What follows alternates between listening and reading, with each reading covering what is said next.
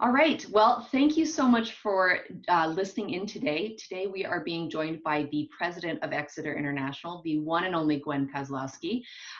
We are going to be talking today about probably her favorite destination, Austria. Across the border of cities, countryside experiences. And so today we're very fortunate to get to sit down and take a deep dive into Austria with the expert. So welcome, Gwen. Thank you for taking the time today to chat. Let's kick off. And why don't you tell us just a little bit about your own experience at Exeter and how you came to be at Exeter, because that's a great story.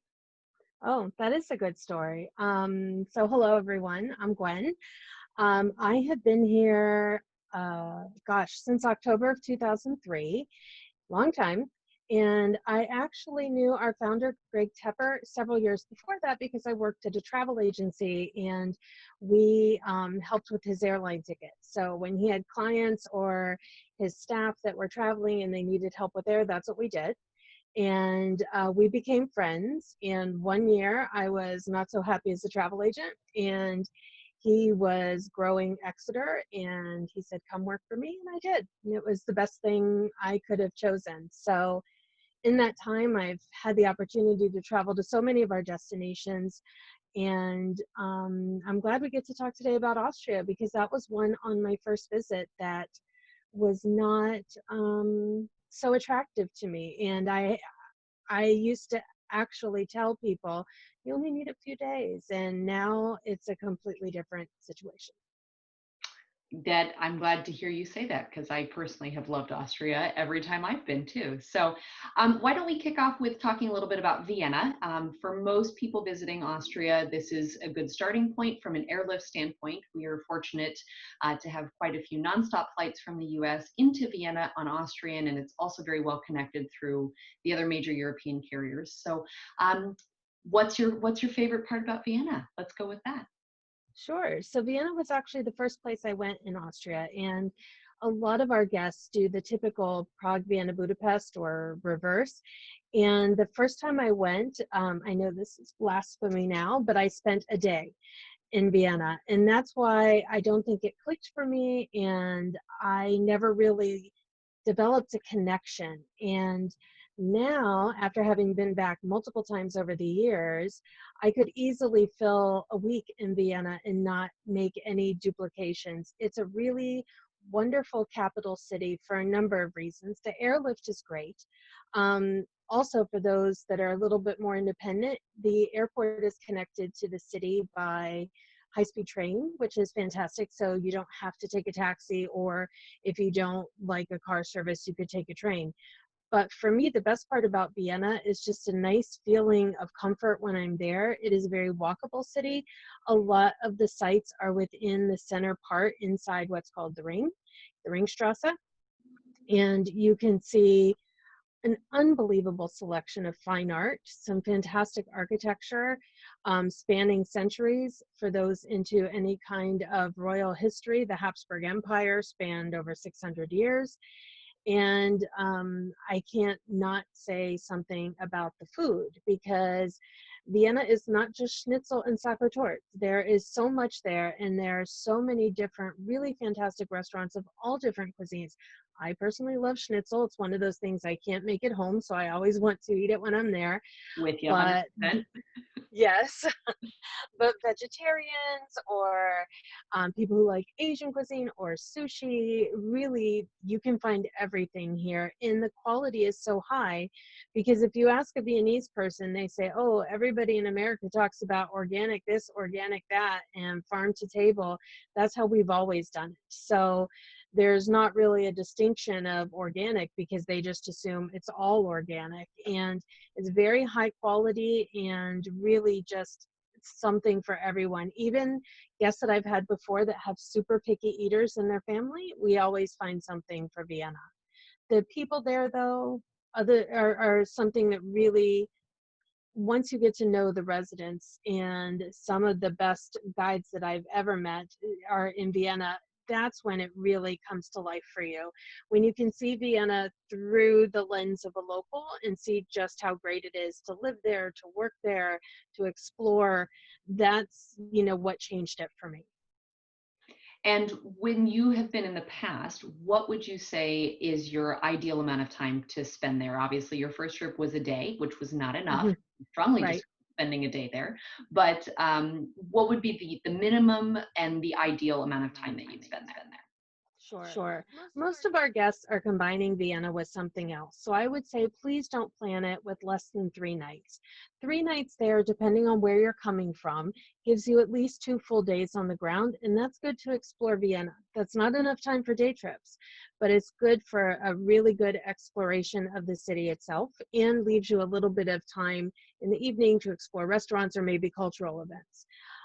If I had my druthers, I would try to talk somebody into a minimum of 4 nights, although 5 nights gives you a really good padding of time so you can uh, not feel like you're on a regimented schedule and have a little bit of downtime to explore on your own as well. And you mentioned day trips from Austria, from Vienna as well. If you were to, what would be some of these day trips if you were to use Vienna as a base? Sure. One of the closest day trips, which is really only a half day, is this area called the Vienna Woods. These are vineyards and historical spa towns that are within a half-hour drive of Vienna. So they're actually still in Vienna proper, but they feel a world away. So it's no tall buildings, it's no big, subways or anything like that. They're these almost village-style atmospheres in the suburbs filled with vineyards and historic buildings. This was like the place that Beethoven would go for a spa retreat, or Mozart. And it's a really wonderful place to spend a half day outside of Vienna without devoting too much time to driving. And for people who love classical music or people who love wine, it's a really good place to start with a day trip. If you can sacrifice a full day of your time, my absolute favorite place is the Wachau Valley. Um, my favorite town in that is Dürnstein, which is a beautiful little village really, hugging the Danube. It's very walkable. There's ruins of a castle on the hill where supposedly they held Richard the Lionhearted. But really, it feels like a little magical place, untouched by time. It's got vineyards sloping down the hills to the Danube and great food and just a very relaxed and peaceful atmosphere. And most of the time when I have guests doing this area, they spend a solid 4 to 6 hours in the countryside. It's about an hour-ish drive from Vienna, so you really need the whole day. But it makes a fantastic stopping point to get outside the city if you want to see something other than museums and castles. And just knowing that one of our favorite extraordinary experiences is out here, could you speak a little bit about the wine tasting experience that we're able to offer to our guests out here? Definitely. I want to talk about two of them actually. Again, if guests don't have the time for a long day trip, one experience could be in the Vienna Woods. Our food, let's just call her a food specialist who lives in Vienna, will take our guests to the Vienna Woods. So again, only a half hour outside the city, do a little bit of a walk through the vineyards, sample food from different Heuerger. These are wine taverns, very local, very traditional, and then have tastings at a local vineyard. But for the ultimate experience in Austrian wines, and I love white wine, and the Wachau Valley is where you find it. I am very close with the grandson of one of the vintners in this area, and his family still owns vineyards there. And he's actually been so passionate about developing the vineyards there for guests to visit that he is in charge of tourism for one of the little towns there. He's a really cool guy, and he will meet our guests either in Vienna or in Dürnstein if they have a driver, and literally drive them up into the vineyards. These are all private vineyards. You drive up these tiny little paths and you're hugging the edge of these hills overlooking the Danube, and you walk through the vineyards with him. Those who want to be active can hike through the vineyards with him. Those who want like a special experience, he has a hut in the vineyards where we can cater a picnic. Or if you're just into wine, after you spend some time in the vineyards and he explains the viticulture in this area, he takes you to some of the private tasting rooms. These are not like big mass market wineries, and the focus is not so much on how they make the wine. It's about the people and the wine they produce and the stories behind them. And you can taste some of the best from the region, along with, of course, whatever interesting food they're making. Fantastic. Just to go back to Vienna proper, I would be remiss if we didn't talk a little bit about family travel, because Mhm. that's something that we've certainly seen a big uptick on in recent years is multi-generational travel. Um, would you be able to speak about a couple family experiences in Vienna? Because I know most parents, at least, don't always consider Central Europe as a family destination, which couldn't really be further from the truth. It's a wonderful family destination, but some of the experiences specifically in Vienna. Sure. Since we were just in the Baja Valley, let's talk about that quickly. Families, I often have parents who want to do a wine tasting and think it's not appropriate with kids. However, the winemakers in this area are also really known for, of all things, juice. Apricots and are grown in this area, and there are a variety of apricot products kids can taste while parents are drinking wine. And actually, one of my favorite family-owned wineries, the last time I was there, I was telling the owner how I love elderflower. And as you know, in America, you can't find elderflower like you can in Europe. But there, it's on every menu as like part of a soft drink available for lunch and dinner. And she brought out her homemade elderflower lemonade, homemade elderberry lemonade, a homemade elderflower compote. So the kids could be sampling non-alcoholic fun things that are completely local and locally grown while the parents are having the wine tasting. So Vienna itself, I really am hard pressed to think of another city that has so much to offer kids. Most of the museums offer some kind of special program for children, and one of note is Schönbrunn, the palace. And I'm sure as parents, you know how bored kids can be looking at staterooms of the palace. This actually has a whole separate museum that is devoted to children where they can try on period costumes, and everything is told from the perspective of the royal kids. There's a garden maze. It can make for a really fun day out. Other really great family opportunities in Vienna could include the Vienna Zoo. This is at Schönbrunn as well. It is the oldest zoo in Europe. They have adorable red pandas and polar bears, and what you can do there to make it really special for families is arrange for a visit pre-opening. So you get to go in the zoo prior to its opening. You tell them your favorite animals.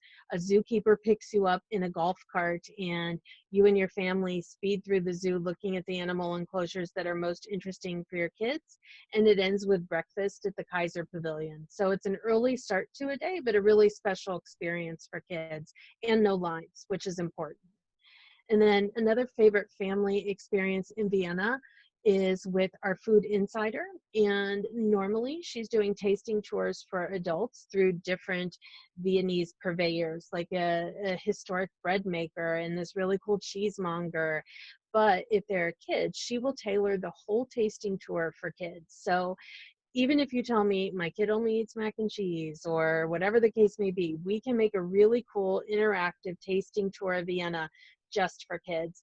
It could be all candy if you wanted, or all chocolate, or all pastries, or whatever food allergies or dislikes or phobias the kids might have, we can work around that. And then I would also say that there are some really great family opportunities when you can do something hands-on as a family.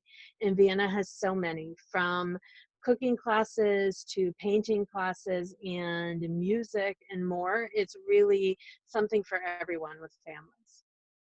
Wonderful, wonderful. And let's talk a little bit about where to stay in Vienna. If you give us, your top two or three hotels in the city, and why you would pick these over others, that would be wonderful. Sure. So if budget is not a consideration and you want to be in like the quintessential Viennese hotel, that would be the Soccer. It is located literally across the street from the Opera House, right where the pedestrian district starts. It is one of the only five-star hotels in Europe that is still family owned and operated, and it shows from the top down. Everybody treats that hotel sort of like it's their own, and even the doorman is the same doorman I've been seeing for 10 years, and they really take pride in what they do, and they're so kind to our guests. The soccer is for people who like traditional hotels too, because the interior, while it's been renovated multiple times and even recently, still it veers a little bit more towards the traditional in decor. What's great here for families is they have a variety of connecting room possibilities, from room to junior suite to room to junior suites, a suite to a room, lots of different ways to accommodate families of all sizes. If you have an interest in a historic hotel, but maybe not quite the budget for the soccer, it's a little bit less expensive to consider the Imperial. This was actually a former palace, and it is now a hotel. It sits right on the ring, so again, everything is in walking distance. Rooms are very traditional in decor, but they've all been renovated, and it's at generally a little bit lower price point than the soccer. And for those of you that are like Marriott Bonvoy lovers, this is part of Luxury Collection. And if you want to stay in a boutique hotel or a four-star hotel, my favorite is this tiny little hotel called Sanssouci. Less than 100 rooms, a little bit contemporary, but not contemporary like it's uncomfortable, but just contemporary decor, very, very personalized service. And I love this location. So you could look at it as a disadvantage because it's not in the pedestrian district. However, it borders the museum quarter, which is very lively, both with museums and galleries and restaurants, and this really cool neighborhood called Spittelberg. So if you want to go into like local non-chain shops and boutiques, it's literally outside your doorstep. And for those traveling over the holiday season, my favorite Christmas market in Vienna is right outside the front door of Sanssouci.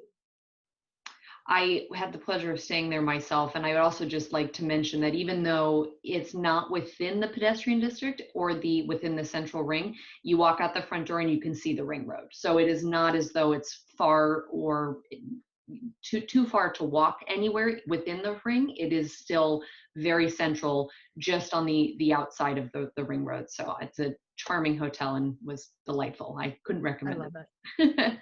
it. So let's take a little shift and move into Salzburg, which will just tackle the elephant in the room of people that think Salzburg is a day trip from Vienna. Mm-hmm. Yes. That couldn't be further from the truth.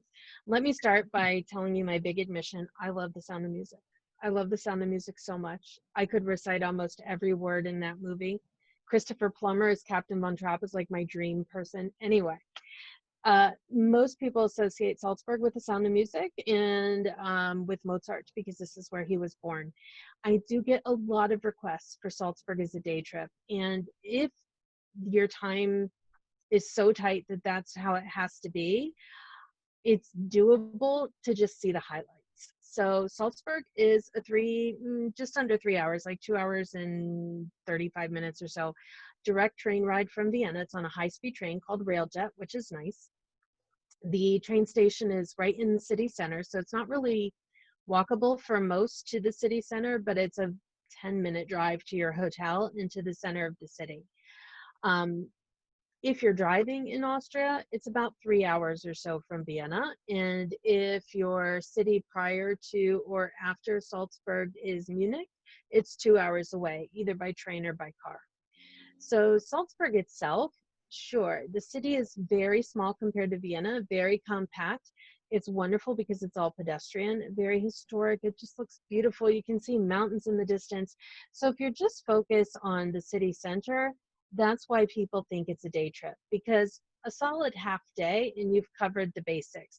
You'll see Mozart's birth house, the pedestrian area, a little bit of the historic churches that are there, and you can talk a little bit about The Sound of Music.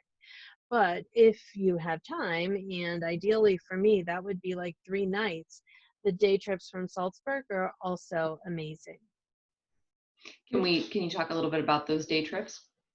Sure. So this is the gateway to the Alps. And I think a lot of people have an idea in their head of Austria, maybe from The Sound of Music or other movies, being a mountainous country. Vienna is very flat. So that couldn't be further from the truth in Vienna. But once you get to Salzburg, you literally see mountains in the distance. We have a lot of really great day trip opportunities from Salzburg. We often get people interested in World War II history, and seasonally, that means we can do a day trip to Berchtesgaden.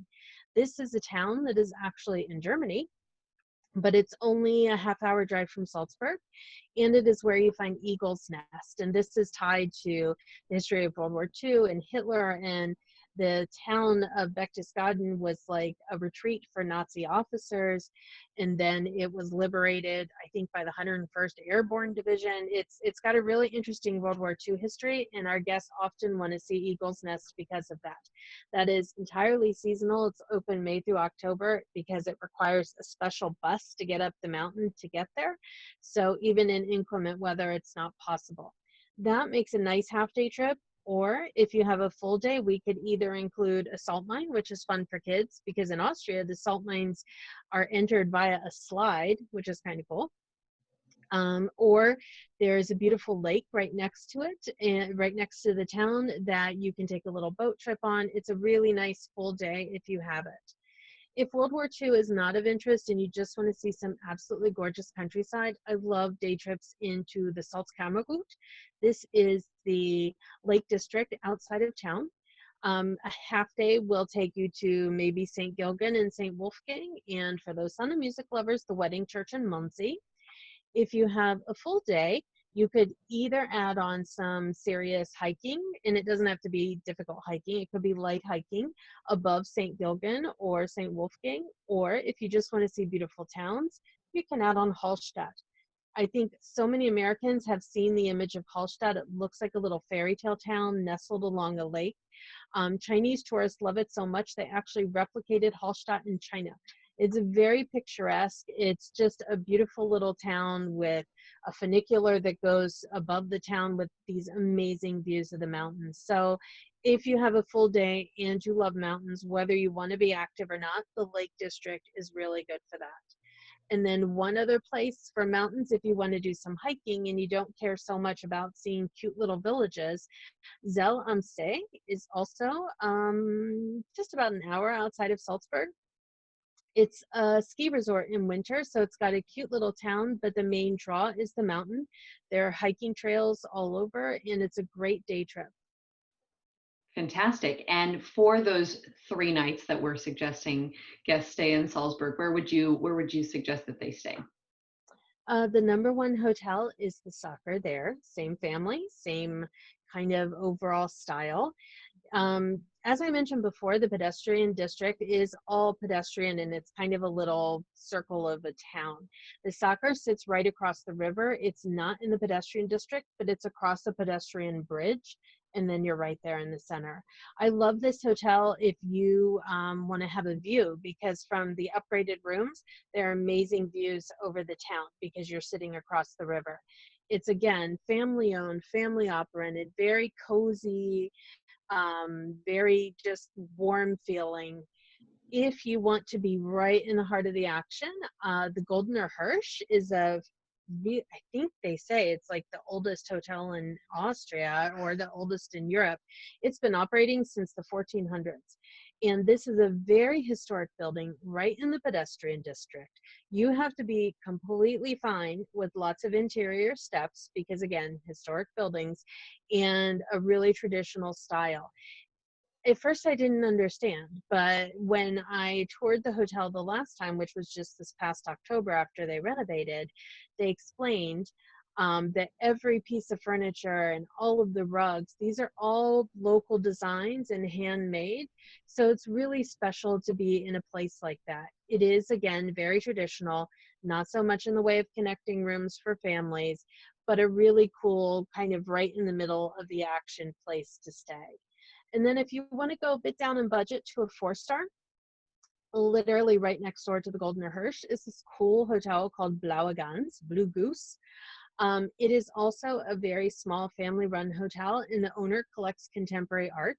So all of the furniture in this historic building is contemporary, and his personal art collection is hanging on the wall. So it's definitely a lower price point, but still right in the heart of the city. The only downside here, just FYI for families and friends traveling together, no twin beds. So all beds are queen or king size. Fantastic. And let's transition just a little bit and talk about some other areas of Austria, since it's very easy between Vienna and Salzburg to spend, a full week just between those two cities, but there is so much to see and do in Austria beyond the two cities, and out in the countryside. And we offer a phenomenal self-drive program, which we've been offering now for the better part of a decade, that many of our travelers are not really aware of, but it's a great way to see some of the spectacular scenery in Austria. And Salzburg is kind of, as you said, the gateway to the Alps and a little bit of a taster. But perhaps we can chat a little bit about some of the other areas that one can visit on a self-drive program, or with a car and driver if that's their preference, but could be done both ways. Sure. First of all, I would say those who plan a self-drive trip with us, you have the benefit of all of our mistakes, because we have driven these routes and made all the mistakes for you. So we are planning them knowing what to avoid or times of day to avoid. We planned our first self-drive in January of 2009 by driving through the Czech countryside, and we've mapped out new routes ever since. So what I will say about Austria and self-driving, there is no Autobahn here, and while there is a highway, it's not like a super highway where you're going 100 miles an hour. And most of the roads, once you're in the countryside, are more of the two-lane kind of country road style. They are not aggressive drivers. If you follow the rules of the road, you will be completely fine. It can be stressful if you're picking up your car in Vienna to get out of the city, but slow and easy, and once you're out, it's very easy to drive here. This is also why I like the soccer in Salzburg, because if you have self-drive guests, you can easily pull up to the front of the hotel, they'll park your car, and you've never driven like in the heart of the city where it can be a little bit challenging. The reason we talk about self-drive in Austria is because once we're talking about these really cute towns, like I mentioned in the Lake District in Dürnstein, while it's possible to take a train, these are slow trains and usually not used by tourists because they end up taking most of the day. So with a car, you have a lot of freedom to explore some other places in Austria. Obviously, if you started in Vienna, Dürnstein in the Wachau Valley could be a destination. And then after that, there's also a small town on the Danube called Linz. Actually, not such a small town. It is an interesting stop for those who are interested in World War II history, because outside Linz is Mauthausen, which is a concentration camp. It was a work camp and a quarry. Beyond that, you're already in the Lake District. So with a car, you could actually stay in the Lake District. We work with a couple little family-run hotels. And when I say little, I mean little, like under 20 rooms. They're very special. They feel very local. And having a car gives you the freedom to stay in these kind of places and make day trips to hiking trails or to meet a biking guide or something like this to be a little bit active. Outside of Salzburg, of course, you could do the Lake District or Zell am See, but I like heading over towards Innsbruck. Innsbruck is a very popular ski town, and I like the town, but for me, the best part is one of the hotels outside the town and up in the mountains. It's called the Hotel Astoria, and it's like a luxury mountain lodge outside of Innsbruck. Having a car is convenient because you're not in town, and it gives you the option of driving into town or driving to some other places for hiking or sightseeing. But this is like a countryside retreat in 5-star luxury. So if you've had a busy time sightseeing in Vienna and maybe even some busy time in Salzburg, and then you want to end in like almost a spa destination, this is it. It's really just amazing sweeping views, indoor outdoor pools, spa services. Most of the time the bookings there are half board, so it includes breakfast and dinner, which is nice, and they do run events throughout the year.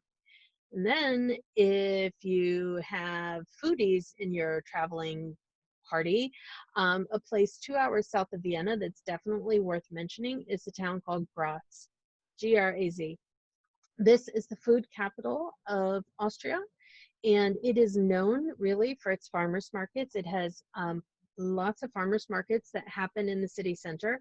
2 hours could mean a day trip, but if you have a car, you could spend the night there and do some visits outside the city to, I know this sounds crazy, but pumpkin seed oil manufacturers. Pumpkin seed oil is a big deal in Austrian cuisine, and this is where all the best comes from. The area itself is called Styria or Steiermark, and you can find wineries here, and this is where you can also find some red wine, not just white.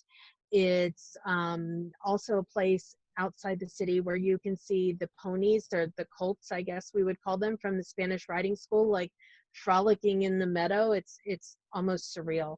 So that is Graz, 2 hours south of Vienna. And again, having a car gives you the most freedom to do some of the interesting sites outside the town. I'll just take a quick moment to mention what exactly is included with our self-drive program, which Gwen touched on briefly a few moments ago. But our self-drive programs, as she said, have been tried and tested. So we've made the mistakes as far as the routes go, but we actually will pre-program a GPS system, which we will mail to you prior to your departure from the US. So when you get to your destination, and we offer our self-drive programs, not just in Austria, but throughout Central Europe, as well as in Scandinavia and Croatia, as well as the Baltics, you just plug in your GPS, hit day one and go. So it's very, very seamless. It's very streamlined. There's not a lot of stress. The GPS will always get you back where you need to go. And in addition to that, as with any of our programs, you'll have access to our ground staff should you need anything at all on your trek or your adventure through the country. So it's a really wonderful, wonderful program that we've fine-tuned over the last decade, shall we say, with finding these little gem hotels and properties throughout the countryside to make staying outside of the city possible. But still have a wonderful hotel experience, even if it's a beautiful alpine lodge. So I just want to mention that quickly and explain that a little bit more.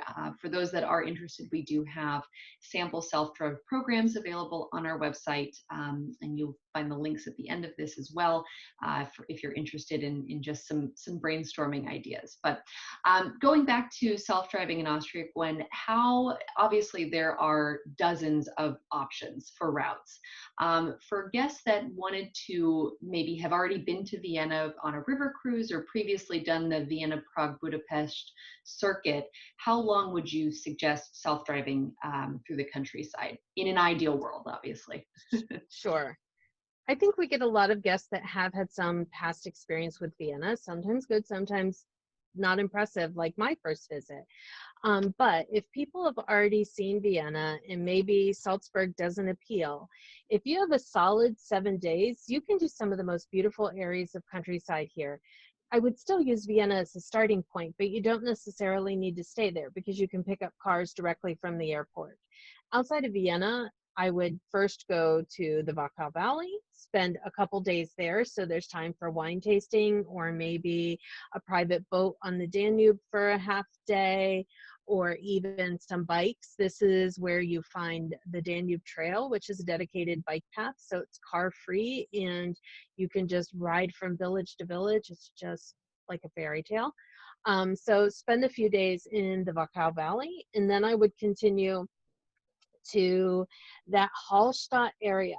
For me, I don't love staying in Hallstatt because the town gets so busy with bus tours. I find that if you go in the afternoon, the bus tours are usually gone and it's a better experience. But I don't want to actually sleep there. I want to sleep in a more like country lodge setting. And the area Hallstatt's in is called Dachstein. And there's a little place run by a family called Landhaus Koller that I absolutely love. So if you give that a couple of nights, it gives you time to do an afternoon exploration of Hallstatt and maybe some hiking in the Dachstein area. And of course, we can provide English language hiking guides if you're a little bit nervous about hiking through the mountains on your own.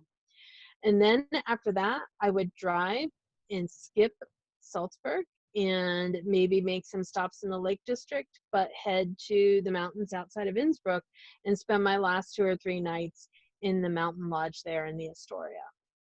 And just from a driving distance perspective, that mountain lodge, how far is that to get back to Vienna for guests that might be flying out the following day? Would they need to overnight in Vienna Mm. prior to flying out, or can they make the drive in the same day?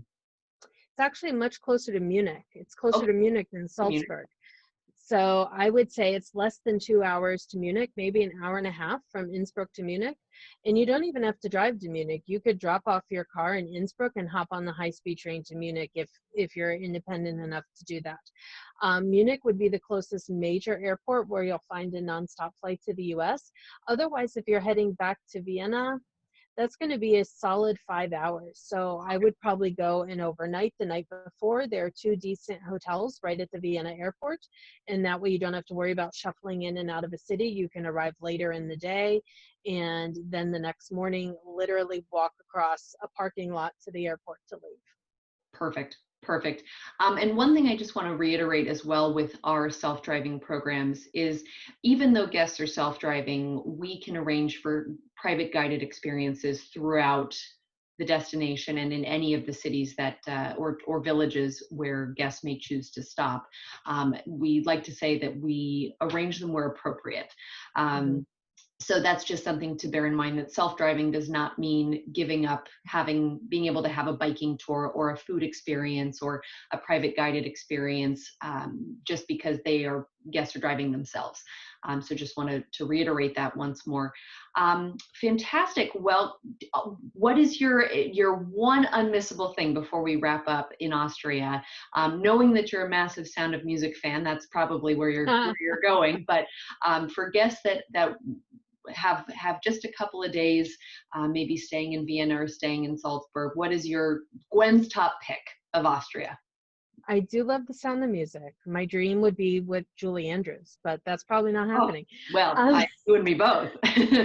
But I think, when we were talking about Vienna, we didn't mention a place that is really quintessential Austrian, and that's the Spanish riding school. I'm going to preface this with, I am not into horses. I don't like riding horses. I don't want a horse for a pet. I was never one of those horse mad girls. So the first time I was going to the Spanish riding school, I was, kind of blasé about it. I thought dressage, who even cares about this? However, its history goes back so long through the Habsburg times, and it's literally in the Hofburg Palace. It's such a quintessential part of Vienna and such a little encapsulated view of dedicated people. I mean, you can learn the history of the riders as well as the horses while you're there. And some of those riders started as teenagers, as grooms, and worked their way up. What I really love is now they have women riders. So it used to be very, male dominated, and now there are some amazing women riders. And what I love about the Spanish riding school, yes, the performance is great and it's really cool, but I love what we do for guests, and it's a behind the scenes tour, either after a performance or after the morning exercises. You learn about the riding school itself, but then you go in the stables. Again, not a horse person. However, being in those stables is something else. The horses are beautiful. When you go post performance or just after morning exercises, there's a lot of activity. The grooms are working on the horses, just seeing their genealogy lines and the different special feed each one has to have. And some of them have really interesting personalities, and your guide will probably be carrying carrot in her pocket or something, even though you're not allowed to feed them. Somehow they always get snuck treats. It's one of those places where if you had told me 20 years ago one of my favorite spots was going to involve horses, I would have laughed. But it just feels so local and so authentic, and I just love that up close look at history. It is such a unique experience, and was certainly my favorite part of Vienna as well, I have to say. And I do ride, and I am very into horses. So it's wonderful that experience can appeal to horse lovers and non-horse lovers in the same way. And it also is great for kids. So that's another Yes. It's very easy to do. And I have to say, as someone who has grown up riding, it is the most immaculately clean barn I've ever seen.